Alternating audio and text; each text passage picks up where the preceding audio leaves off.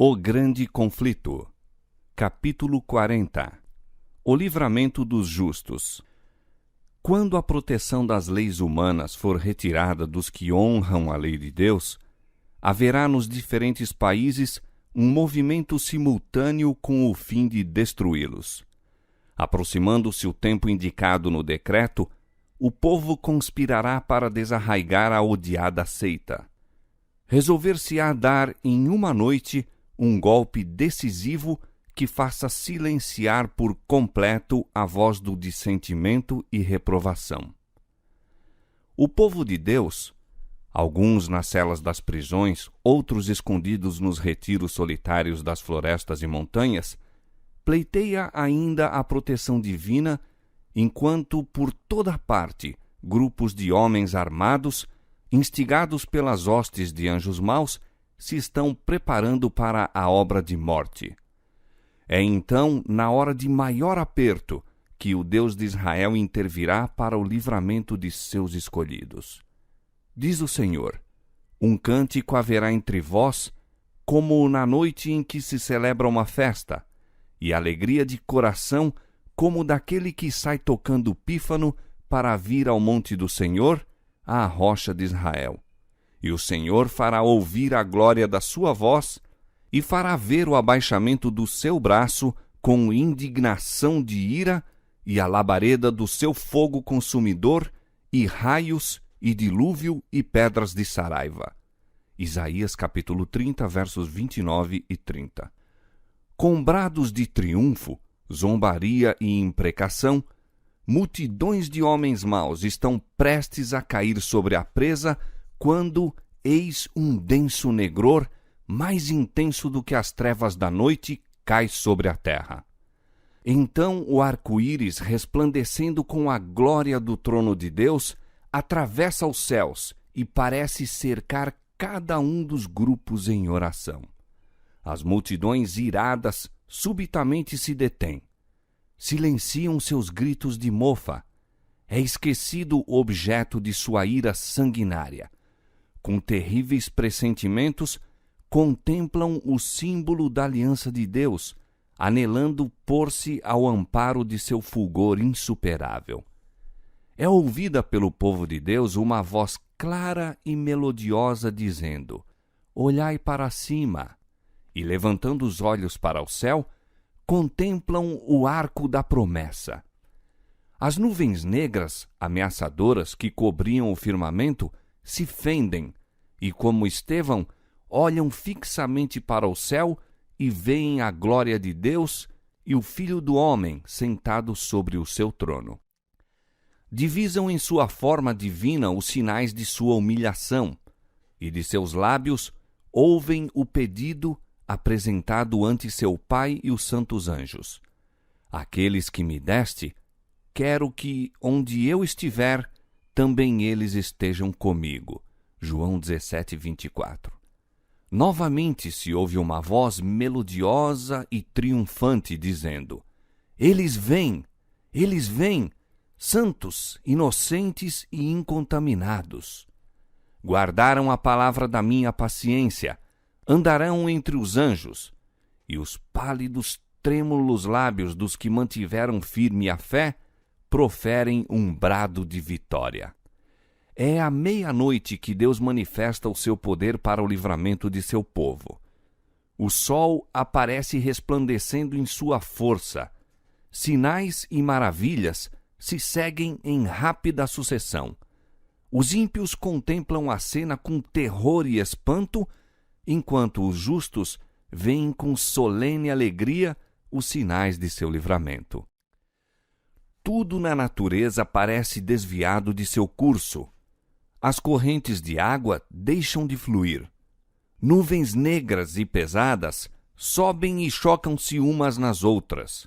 Em meio dos céus agitados, acha-se um espaço claro de glória indescritível, donde vem a voz de Deus como o som de muitas águas, dizendo: está feito.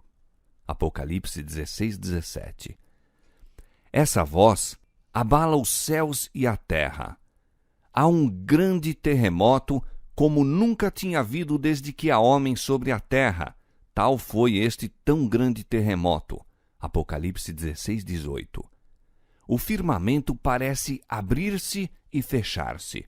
A glória do trono de Deus dir-se-ia atravessar a atmosfera. As montanhas agitam-se como a cana ao vento e anfractuosas rochas são espalhadas por todos os lados. Há um estrondo como de uma tempestade a sobrevir. O mar é açoitado com fúria.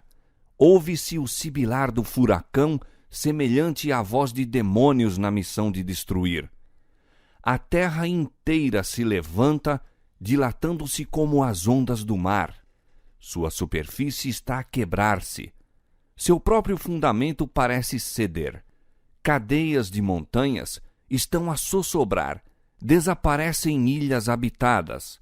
Os portos marítimos que, pela iniquidade, se tornaram como Sodoma, são tragados pelas águas enfurecidas. A grande Babilônia veio em lembrança perante Deus para lhe dar o cálice do vinho da indignação da sua ira. Apocalipse 16, versos 19 e 21. Grandes pedras de Saraiva, cada uma do peso de um talento, estão a fazer sua obra de destruição. As mais orgulhosas cidades da terra são derribadas. Os suntuosos palácios em que os grandes homens do mundo dissiparam suas riquezas com a glorificação própria, desmoronam-se diante de seus olhos. As paredes das prisões fendem-se e o povo de Deus que estivera retido em cativeiro por causa de sua fé é libertado. Abrem-se as sepulturas, e muitos dos que dormem no pó da terra ressuscitarão, uns para a vida eterna e outros para a vergonha e desprezo eterno. Daniel 12:2. Todos os que morreram na fé da mensagem do terceiro anjo saem do túmulo glorificados para ouvirem o concerto de paz estabelecido por Deus com os que guardam a sua lei. Os mesmos que o transpassaram, Apocalipse 1:7, os que zombaram e escarneceram da agonia de Cristo, e os mais acérrimos inimigos de sua verdade e povo, ressuscitam para contemplá-lo em sua glória e ver a honra conferida aos fiéis e obedientes. Densas nuvens ainda cobrem o céu. Contudo, o sol de quando em quando irrompe, aparecendo como o olhar vingador de Jeová. Relâmpagos terríveis estalam dos céus, envolvendo a terra num lençol de chamas. Por sobre o estrondo medonho do trovão, vozes misteriosas e terríveis declaram a sorte dos ímpios. As palavras proferidas não são compreendidas por todos. Entendem-nas, porém, distintamente os falsos ensinadores. Os que pouco antes eram tão descuidados, tão jactanciosos e desafiadores, tão exultantes em sua crueldade para com o povo de Deus, observador dos mandamentos, acham-se agora vencidos pela consternação e a estremecer de medo. Ouve-se o seu pranto acima do som dos elementos. Demônios reconhecem a divindade de Cristo e tremem diante de seu poder, enquanto homens estão suplicando misericórdia e rastejando em abjeto terror. Disseram os profetas da antiguidade, ao contemplar em santa visão o dia de Deus: Uivai, porque o dia do Senhor está perto, vendo o Todo-Poderoso como assolação. Isaías 13:6. Entra nas rochas e esconde-te no pó da presença espantosa do Senhor e da glória da sua majestade. Os olhos altivos dos homens serão abatidos, e a altivez dos varões será humilhada, e só o Senhor será exaltado naquele dia. Porque o dia do Senhor dos Exércitos será contra todo soberbo e altivo, e contra todo o que se exalta, para que seja abatido. Naquele dia, o homem lançará às toupeiras e aos morcegos os seus ídolos de prata e os ídolos de ouro que fizeram para ante ele se prostrarem, e meter-se-á pelas fendas das rochas, pelas cavernas das penhas, por causa da presença espantosa do Senhor e por causa da glória da sua majestade, quando ele se levantar para assombrar a terra. Isaías capítulo 2, versos 10, 20 e 21. Por uma fenda nas nuvens, fulgura uma estrela cujo brilho aumenta quadruplicadamente em contraste com as trevas. Fala de esperança e alegria aos fiéis, mas de severidade e ira aos transgressores da lei de Deus. Os que tudo sacrificaram por Cristo estão agora em segurança, como que escondidos no lugar secreto do pavilhão do Senhor. Foram provados e perante o mundo e os desprezadores da verdade, evidenciaram sua fidelidade àquele que por eles morreu. Uma mudança maravilhosa sobreveio aos que mantiveram firme integridade em face mesmo da morte. Foram subitamente libertos da negra e terrível tirania dos homens transformados em demônios. Seu rosto, pouco antes tão pálido, ansioso e descomposto, resplandece agora de admiração, fé e amor. Sua voz ergue-se em cântico triunfal. Deus é o nosso refúgio e fortaleza, socorro bem presente na angústia, pelo que não temeremos, ainda que a terra se mude e ainda que os montes se transportem para o meio dos mares, ainda que as águas rujam e se perturbem, ainda que os montes se abalem pela sua braveza. Salmo 46, versos 1 a 3. Enquanto estas palavras de santa confiança ascendem a Deus, as nuvens recuam e se veem os constelados céus, indescritivelmente gloriosos em contraste com o firmamento negro e carregado de cada lado. A glória da cidade celestial emana de suas portas entreabertas. Aparece então, de encontro ao céu, uma mão segurando duas tábuas de pedra dobradas uma sobre a outra. Diz o profeta: os céus anunciarão a sua justiça, pois Deus mesmo é o juiz. Salmo 50, verso 6. Aquela santa lei, a justiça de Deus, que por entre trovões e chamas foi do Sinai proclamada como guia da vida, revela-se agora aos homens como a regra do juízo. A mão abre as tábuas e vêem-se os preceitos do Decálogo como que traçados com pena de fogo. As palavras são tão claras que todos as podem ler. Desperta-se a memória, varrem-se de todas as mentes as trevas da superstição e heresia, e os 10 preceitos divinos, breves, compreensivos e autorizados, apresentam-se à vista de todos os habitantes da terra. É impossível descrever o horror e desespero dos que pisaram os santos mandamentos de Deus. O Senhor lhes deu sua lei. O Senhor lhes deu sua lei. Eles poderiam haver aferido seu caráter por ela e conhecido seus defeitos enquanto ainda havia oportunidade para arrependimento e correção. Mas, a fim de conseguir o favor do mundo, puseram de parte seus preceitos e ensinaram outros a transgredir. Esforçaram-se por compelir o povo de Deus a profanar o seu sábado. Agora são condenados por aquela lei que desprezaram. Com terrível clareza, veem que se acham sem desculpas. Escolheram a quem servir e adorar. Então vereis outra vez a diferença entre o justo e o ímpio, entre o que serve a Deus e o que o não serve. Malaquias capítulo 3, verso 18. Os inimigos da lei de Deus, desde o ministro até ao menor dentre eles, têm nova concepção da verdade e do dever. Demasiado tarde, veem que o sábado do 4º mandamento é o selo do Deus vivo. Tarde demais, veem a verdadeira natureza de seu sábado espúrio e o fundamento arenoso sobre o qual estiveram a construir.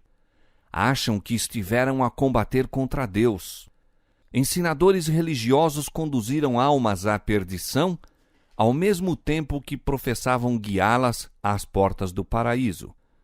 Antes do dia do ajuste final de contas, não se conhecerá quão grande é a responsabilidade dos homens no mistério sagrado e quão terríveis são os resultados de sua infidelidade. Somente na eternidade poderemos com acerto avaliar a perda de uma única alma. Terrível será a condenação daquele a quem Deus disser: retira-te, mau servo. A voz de Deus é ouvida no céu, declarando o dia e a hora da vinda de Jesus e estabelecendo concerto eterno com seu povo. Semelhantes a estrondos do mais forte trovão, suas palavras ecoam pela terra inteira. O Israel de Deus fica a ouvir com o olhar fixo no alto. Tem o semblante iluminado com a sua glória, brilhante como o rosto de Moisés quando desceu do Sinai.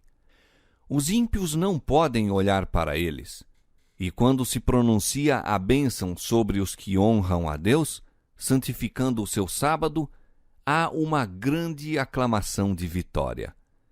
Surge logo no Oriente uma pequena nuvem negra, aproximadamente da metade do tamanho da mão de um homem.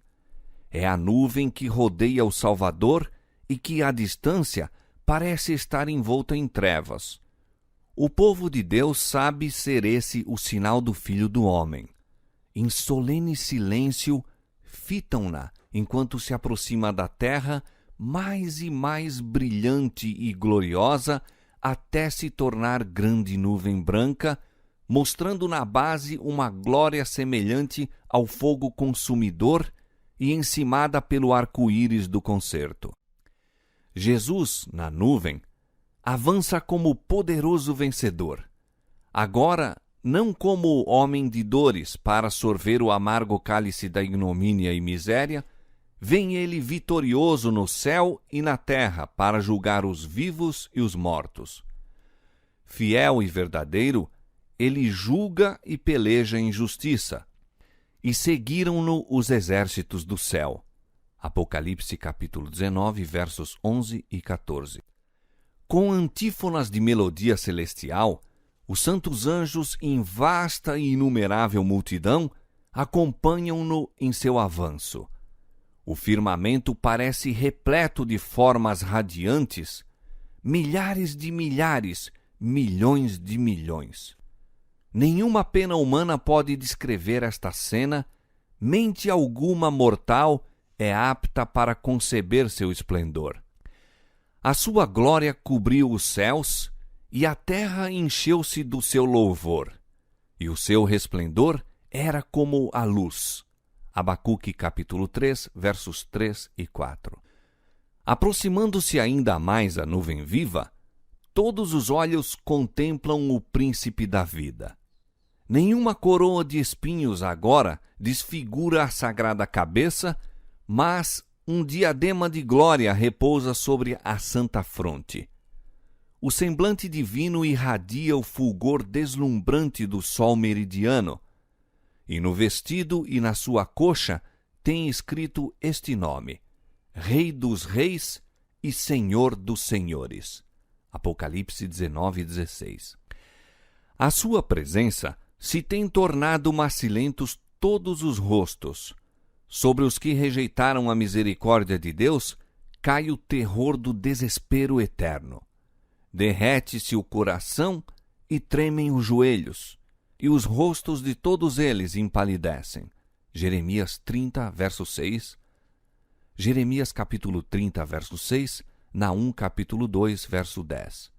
Os justos clamam a tremer. Quem poderá subsistir? Silencia o cântico dos anjos e há um tempo de terrível silêncio. Ouve-se então a voz de Jesus dizendo: A minha graça te basta. Ilumina-se a face dos justos e a alegria enche todos os corações. E os anjos entoam uma melodia mais forte e de novo cantam ao aproximar-se ainda mais da terra. O Rei dos Reis desce sobre a nuvem envolto em fogo chamejante. Os céus enrolam-se como um pergaminho, e a terra treme diante dele, e todas as montanhas e ilhas se movem de seu lugar. Virá o nosso Deus e não se calará. Adiante dele, um fogo irá consumindo, e haverá grande tormenta ao redor dele. Chamará os céus do alto e a terra para julgar o seu povo. Salmo 50, versos 3 e 4. E os reis da terra, e os grandes, e os ricos, e os tribunos, e os poderosos, e todo servo, e todo livre, se esconderam nas cavernas e nas rochas das montanhas. E diziam aos montes e aos rochedos: Caí sobre nós, e escondei-nos do rosto daquele que está sentado sobre o trono e da ira do Cordeiro, porque é vindo o grande dia da sua ira, e quem poderá subsistir? Apocalipse capítulo 6, versos 15 a 17. Cessaram os gracejos escarnecedores, cerram-se os lábios mentirosos, o choque das armas, o tumulto da batalha com o ruído e os vestidos que rolavam no sangue silenciaram. Isaías capítulo 9, verso 5. Nada se ouve agora, senão a voz de orações e o som do choro e lamentação. Dos lábios que tão recentemente zombavam, irrompe o clamor. É vindo o grande dia da sua ira, e quem poderá subsistir? Os ímpios suplicam para que sejam sepultados sob as rochas das montanhas, em vez de ver o rosto daquele que desprezaram e rejeitaram. Aquela voz que penetra no ouvido dos mortos, eles a reconhecem. Quantas vezes seus ternos e suplicantes assentos os chamaram ao arrependimento? Quantas vezes foi ela ouvida nos rogos tocantes de um amigo, um irmão, um redentor? Para os que rejeitaram sua graça, nenhuma outra voz poderia ser tão cheia de censura, tão carregada de denúncias, como aquela que durante tanto tempo assim pleiteou. Convertei-vos dos vossos maus caminhos, pois por que razão morrereis? Ezequiel 33, 11. Quem dera para eles fosse a voz de um estranho. Diz Jesus: Clamei e vós recusastes, porque estendi a minha mão e não houve quem desse atenção. Antes, rejeitastes todo o meu conselho e não quisestes a minha repreensão. Provérbios capítulo 1, versos 24 e 25. Aquela voz desperta memórias que eles desejariam ardentemente se desvanecessem. Advertências desprezadas, convites recusados, privilégios tidos em pouca conta. Ali estão os que zombaram de Cristo à sua humilhação. Com uma força penetrante, lhes ocorrem as palavras do sofredor, quando, conjurado pelo sumo sacerdote, declarou solenemente: Vereis em breve o Filho do Homem, assentado à direita do poder e vindo sobre as nuvens do céu. Mateus 26, 64. Agora o contemplam em sua glória e ainda o devem ver assentado à direita do poder. Os que escarneceram de sua declaração de ser ele o Filho de Deus estão agora mudos. Ali está o altivo Herodes, que zombou de seu título real, mandando os soldados mofadores coroá-lo rei. Estão ali os mesmos homens que com mãos ímpias lhe colocaram sobre o corpo o manto de púrpura e sobre a fronte sagrada a coroa de espinhos, e na mão, que não opunha resistência, um simulacro de cetro, e diante dele se curvaram em zombaria blasfema.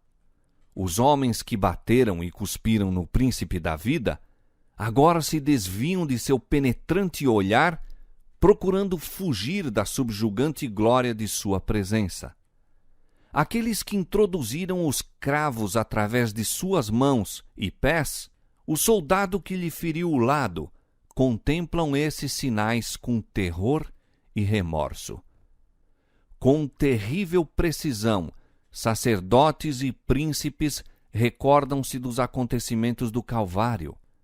Estremecendo de horror, lembram-se de como, meneando a cabeça em satânica alegria, exclamaram: salvou os outros e a si mesmo não pode salvar-se? Se é o rei de Israel, desça da cruz agora e creremos nele. Confiou em Deus, livre-o agora, se o ama.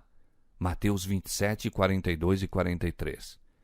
Vividamente relembram a parábola dos lavradores que se recusaram a entregar a seu senhor o fruto da vinha, maltrataram seus servos e lhe mataram o filho.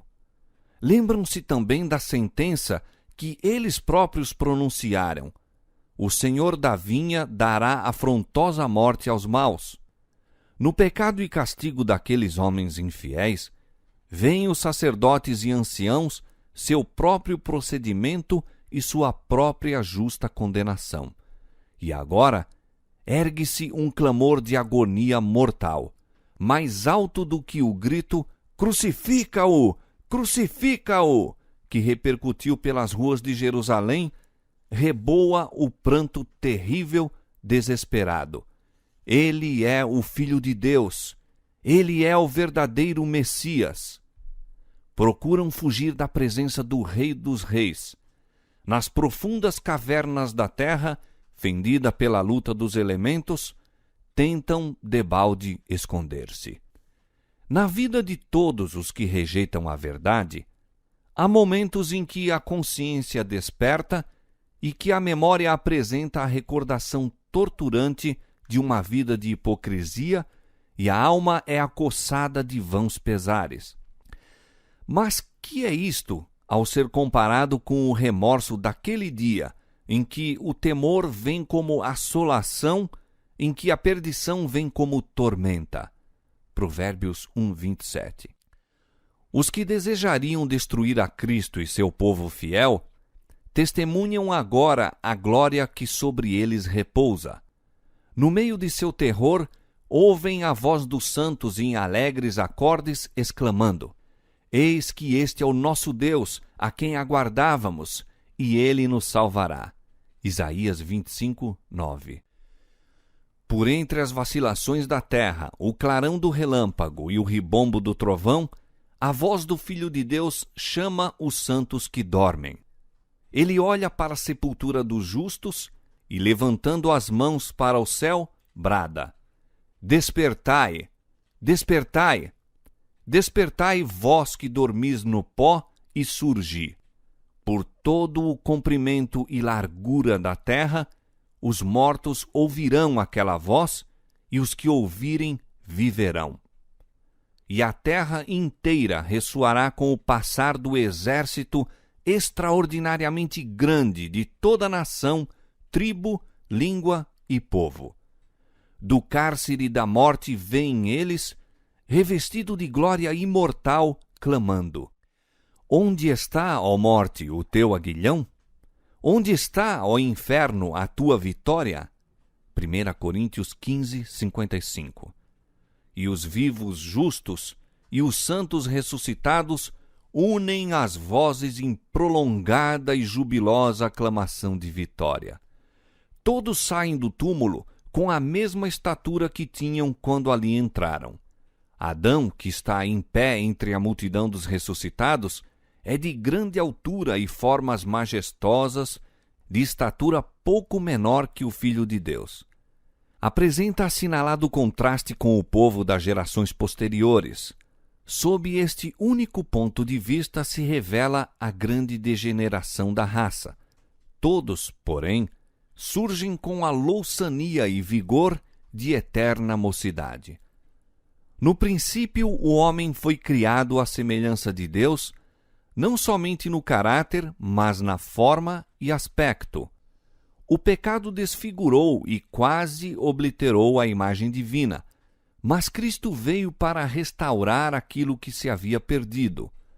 Ele mudará nosso corpo vil, modelando-o conforme seu corpo glorioso. As formas mortais, corruptíveis, destituídas de garbo, poluídas pelo pecado, tornam-se perfeitas, belas e imortais. Todos os defeitos e deformidades são deixados no túmulo. Restabelecidos à árvore da vida, no Éden, há tanto tempo perdido, os remidos crescerão até a estatura completa da raça em sua glória primitiva. Os últimos traços da maldição do pecado serão removidos e os fiéis de Cristo aparecerão na beleza do Senhor nosso Deus, refletindo no espírito, alma e corpo a imagem perfeita de seu Senhor. Ó maravilhosa redenção! Há tanto tempo objeto das cogitações, há tanto tempo esperada, contemplada com ávida expectativa, mas nunca entendida completamente. Os justos vivos são transformados num momento, num abrir e fechar de olhos. À voz de Deus, foram eles glorificados. Agora tornam-se imortais e, com os santos ressuscitados, são arrebatados para encontrar seu Senhor nos ares. Os anjos ajuntarão os seus escolhidos desde os 4 ventos, de uma a outra extremidade dos céus. Criancinhas são levadas pelos santos anjos aos braços de suas mães. Amigos, há muito separados pela morte, reúnem-se para nunca mais se separarem e com cânticos de alegria ascendem juntamente para a cidade de Deus. De cada lado do carro de nuvens existem asas e debaixo dele se acham rodas vivas. E ao volver o carro para cima, as rodas clamam, Santo! E as asas, movendo-se, clamam, Santo! E o cortejo de anjos clama, Santo, Santo, Santo, Senhor Deus Todo-Poderoso. E os remidos bradam, Aleluia! Enquanto o carro prossegue em direção à Nova Jerusalém. Antes de entrar na cidade de Deus, o Salvador concede a seus seguidores os emblemas da vitória, conferindo-lhes as insígnias de sua condição real. As fileiras esplendentes são dispostas em forma de um quadrado aberto ao centro, em redor de seu rei, que se ergue majestosamente muito acima dos santos e anjos e de cujo rosto irradia benigno amor a todos. Por toda a hoste inumerável dos resgatados, todos os olhares se acham fixos nele, todos os olhos contemplam a glória daquele cujo parecer estava tão desfigurado, mais do que o de outro qualquer, e a sua figura, mais do que a dos filhos dos homens. Sobre a cabeça dos vencedores, Jesus com sua própria destra põe a coroa de glória. Para cada um há uma coroa que traz o seu novo nome, Apocalipse 2,17, e a inscrição, Santidade ao Senhor. Em cada mão são colocadas a palma do vencedor e a harpa resplandecente. Então, ao desferirem as notas, os anjos dirigentes, todas as mãos deslizam com maestria sobre as cordas da harpa, tirando-lhes suave música em ricos e melodiosos acordes. Indizível transporte faz fremir todo o coração e toda a voz se ergue em grato louvor.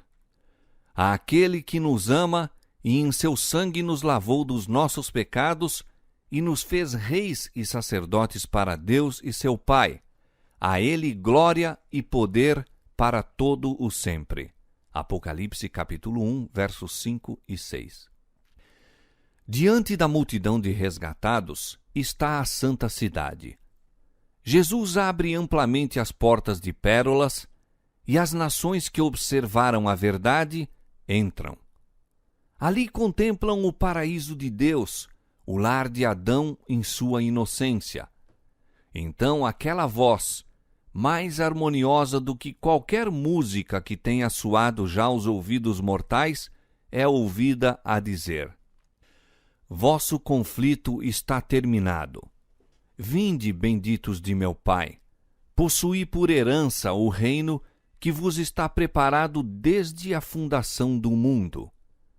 Cumpre-se então a oração do Salvador por seus discípulos. Aqueles que me deste, quero que, onde eu estiver, também eles estejam comigo. Irrepreensíveis com alegria perante a sua glória. Judas 24. Cristo os apresenta a seu Pai como a aquisição de seu sangue, declarando: Eis-me aqui com os filhos que me deste. Guardei aqueles que me deste. Ó, maravilhas do amor que redime! Transportes daquela hora em que o infinito Pai, olhando para os resgatados, contemplar sua imagem, banida a discórdia do pecado, removida sua maldição, e o humano de novo em harmonia com o divino. Com indizível amor, Jesus dará as boas-vindas a seus fiéis para o gozo do teu Senhor. O gozo do Salvador consiste em ver, no reino de glória, as almas que foram salvas por sua agonia e humilhação. E os remidos serão participantes de sua alegria, vendo eles, entre os bem-aventurados, os que foram ganhos para Cristo por meio de suas orações, trabalhos e sacrifícios de amor. Reunindo-se eles em redor do grande trono branco, indizível júbilo lhes encherá o coração ao contemplarem os que ganharam para Cristo e verem que um ganhou a outros e estes ainda outros, todos trazidos para o porto de descanso, para ali deporem sua coroa aos pés de Jesus e louvá-lo pelos séculos intérminos da eternidade. Ao serem os resgatados recebidos na cidade de Deus, ecoa nos ares um exultante clamor de adoração. Os dois Adões estão prestes a encontrar-se. O Filho de Deus se acha em pé, com os braços estendidos para receber o Pai de nossa raça, o ser que ele criou e que pecou contra o seu Criador, e por cujo pecado os sinais da crucifixão aparecem no corpo do Salvador. Ao divisar Adão os sinais dos cruéis cravos, ele não cai ao peito de seu Senhor, mas lança-se em humilhação a seus pés, exclamando: Digno, digno é o Cordeiro que foi morto. Com ternura, o Salvador o levanta, convidando-o a contemplar de novo o lar edênico do qual havia tanto fora exilado. Depois de sua expulsão do Éden, a vida de Adão na terra foi cheia de tristeza. Cada folha a murchar, cada vítima do sacrifício, cada mancha na bela face da natureza, cada mácula na pureza do homem, era uma nova lembrança de seu pecado. Terrível foi a aflição do remorso ao contemplar a iniquidade que abundava e, em resposta às suas advertências, deparar com a exprobração que lhe faziam como causa do pecado. Com paciente humildade, suportou durante quase 1000 anos a pena da transgressão. Fielmente se arrependeu de seu pecado, confiando nos méritos do Salvador prometido, e morreu na esperança de uma ressurreição. O Filho de Deus redimiu a falta e a queda do homem, e agora, pela obra da expiação, Adão é reintegrado em seu primeiro domínio. Em transportes de alegria, contempla as árvores que já foram o seu deleite, as mesmas árvores cujo fruto ele próprio colhera nos dias de sua inocência e alegria. Vê as videiras que sua própria mão tratara, as mesmas flores que com tanto prazer cuidara. Seu espírito apreende a realidade daquela cena. Ele compreende que isso é, na verdade, o Éden restaurado, mais lindo agora do que quando fora dele banido. O Salvador o leva à árvore da vida, apanha o fruto glorioso e manda-o comer. Olha em redor de si e contempla uma multidão de sua família resgatada no paraíso de Deus.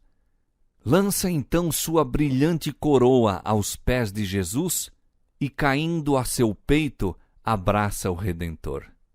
dedilha a harpa de ouro, e pelas abóbodas do céu ecoa o cântico triunfante. Digno, digno, digno é o Cordeiro que foi morto e reviveu. A família de Adão associa-se ao cântico e lança as suas coroas aos pés do Salvador, inclinando-se perante ele em adoração.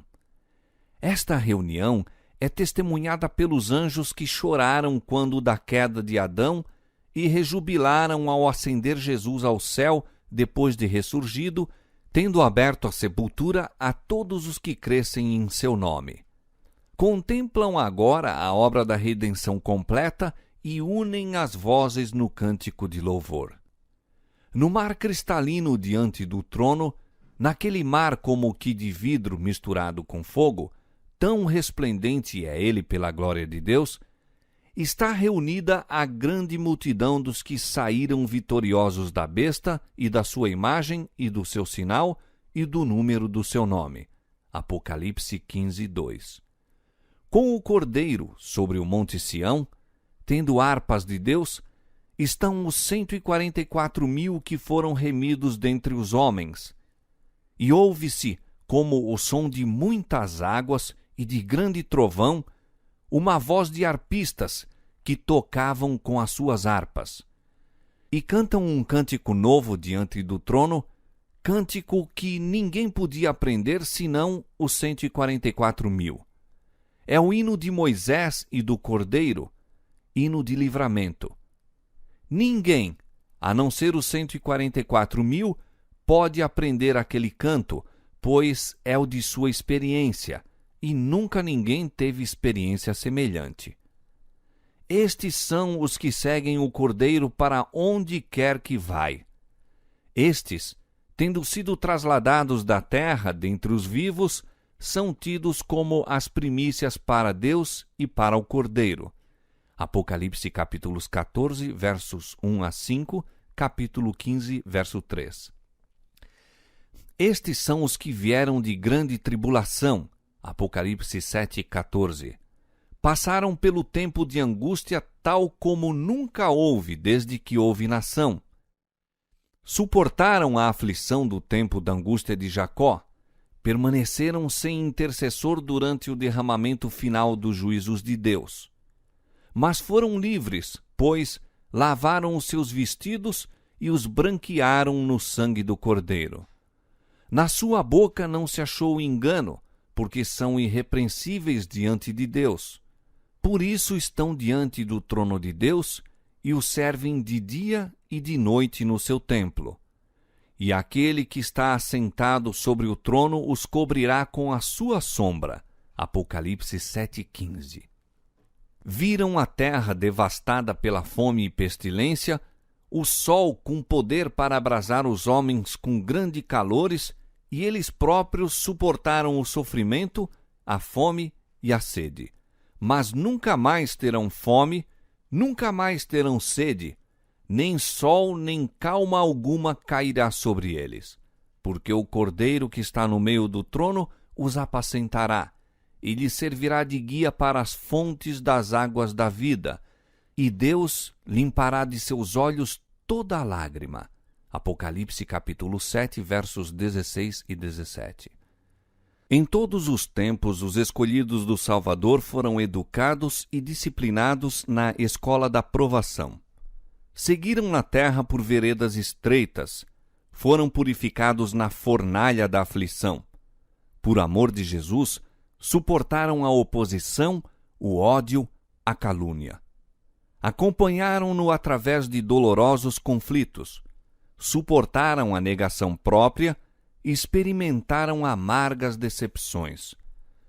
Pela sua própria experiência dolorosa, compreenderam a malignidade do pecado, seu poder, sua culpa, suas desgraças, e para ele olham com aversão.